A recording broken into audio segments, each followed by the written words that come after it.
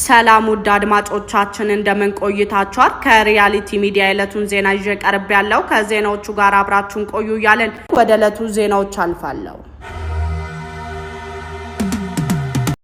ኋላ ቀር የሆነው ቡድን የፕሪቶሪያውን ስምምነት ለማፍረስ የተለያዩ ትንኮሳዎችን ሞክሯል። ነገር ግን የፌዴራል መንግስት ታግሷል። አሁንም የፌዴራል መንግስትን ወደ ግጭት ለመጎተት በአፋር ክልል ትንኮሳ ፈጽሟል። ይህ የሻዕቢያ አጀንዳን ለማስፈጸም የሚደረግ እንቅስቃሴ ነው። ለዚህ ዋና ተጠያቂዎቹ ፍስሐና ዮሐንስ ናቸው ሲሉ አቶ ጌታቸው ረዳ ተናገሩ። ይህ እንቅስቃሴ ለህዝቡ ስቃይ ለማምጣት እና ህዝቡን ለመጨፍጨፍ የሚደረግ የክህደት እንቅስቃሴ ነው ብለዋል። እናንተ ኋላ ቀር ቡድኖች ወደ አፋር የሚወስደውን መንገድ በመዝጋት የአፋር ህዝብን እንደ ድርድር መሳሪያ ለመጠቀም ፍላጎት እንዳላችሁ አውቃለሁ። ይህ እንዲሆን በፍጹም አታስቡ። ከዚህ በኋላ ህወሓት የሻዕቢያ አጀንዳ መጠቀሚያ እንዳይሆን መታገል ያስፈልጋልም ብለዋል። በሌላ ዜና ደግሞ የአርሲው ጥቃት ሰለባ የነበረው ህፃን ታምራት አውጋቸው ቀኝ እግሩ ተቆረጠ።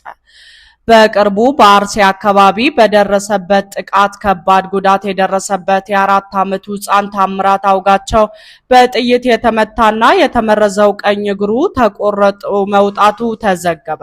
ህፃኑ ታምራት አውጋቸው በወላይታ ሶዶ ከተማ በሚገኘው ክርስቲያን ሆስፒታል ውስጥ ሲታከም ቆይቷል። የሆስፒታሉ ሐኪሞች እግሩ ሳይቆረጥ ለማዳን የሚያስፈልጉትን ህክምናዎች ሁሉ ለማድረግ ከፍተኛ ጥረት ቢያደርጉ ሙከራው አልተሳካም። ህፃኑ የደረሰበት ጉዳት ከባድ ከመሆኑ በላይ ህመሙ ለህይወቱ አስጊ የሆነ በመምጣቱ ምክንያት እግሩን ለመቁረጥ መወሰኑን ምንጮች አስታውቀዋል። ህፃን ታምራት አውጋቸው ቀኝ እግሩ የተቆረጠው ጥቅምት 26 ቀን 2018 ዓ.ም እንደሆነም ለማወቅ ተችሏል።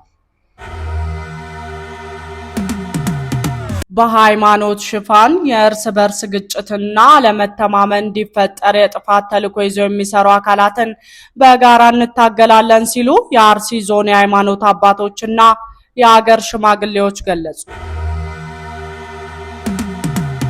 ኢትዮጵያውያንን ጨምሮ በርካታ ዜጎችን ሲያሰቃዩ የነበሩ ወንጀለኞች የሞት ፍርድ ተፈረደባቸው። የቻይና ፍርድ ቤት ማይናማር ውስጥ የኦንላይን ማጭበርበር ተግባር ላይ ተሰማርተው በነበሩ 5 ዋና የወንብድና ቡድን አባላት ላይ የሞት ፍርድ አስተላለፈ። ባይ የተባለው ቤተሰብ አባላት እና አጋሮች የሆኑት 21 ሰዎች በማጭበርበር፣ በነፍስ ማጥፋት፣ በሰዎች ላይ ጉዳት በማድረስ እና በሌሎች ወንጀሎች የጥፋተኝነት ውሳኔ ተላለፈባቸው። ይህ ቤተሰብ በአውሮፓውያን አቆጣጠር 2000ዎቹ ላይ ኃይሉ እያጎለበተ የመጣ ነው። በደህንነትና ኋላ ቀርነት ትታወቅ የነበረችው የማይናማሯ ላኦኪንግ ዞንን ዋነኛ የቁማርና የወሲብ ንግድ መናሪያ አድርጓታል። ከቅርብ ዓመታት ወዲህ ደግሞ በሺዎች የሚቆጠሩ ሰዎች በህገወጥ መንገድ ከተዘዋወሩ በኋላ በኦንላይን የማጭበርበር ተግባር ላይ እንዲሰማሩ ተገደዋል። ቤተሰቡ በዚህ የማጭበርበር ስራ በቢሊዮኖች የሚቆጠሩ ዶላር ያገኘ ነበር። የፍርድ ውሳኔ ከተላለፈባቸው 5 ዋና ሰዎች መካከል የወንብድና ቡድን አለቃ ባይ ሹሺንግ እና ባይ ዩኪንግ የቦይ ቤተሰብ ናቸው።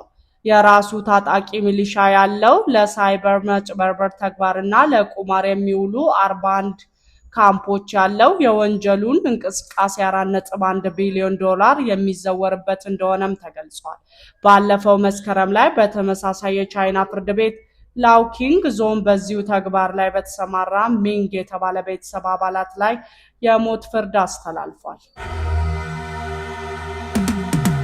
ትራፊክ ሮቦት በይፋ ስራውን ጀምሯል። በቻይና ዚጂንግ ግዛት ቶጂንግ ከተማ አንድ የትራፊክ ተቆጣጣሪ ሮቦት በይፋ ስራውን ጀምሯል። የ1 ሜትር ከ80 ሴንቲሜትር ቁመት ያለው ትራፊኩ ሮቦት ዛሬ በይፋ ስራውን መጀመሩን ተከትሎ የቶንግጂንግ ከተማን የትራፊክ እንቅስቃሴ በማሳለጥ ላይ ይገኛል። አቅጣጫዎቹንና የተለያዩ የመንገድ ትራፊክ ምልክቶችን እንዲረዳ ተደርጎ የተፈበረከው ሮቦቱ የከተማዋን የትራፊክ ፍሰት በተገቢው መንገድ በመረዳት ስራውን በአግባቡ እያከናወነ እንደሚገኝ ተገልጿል።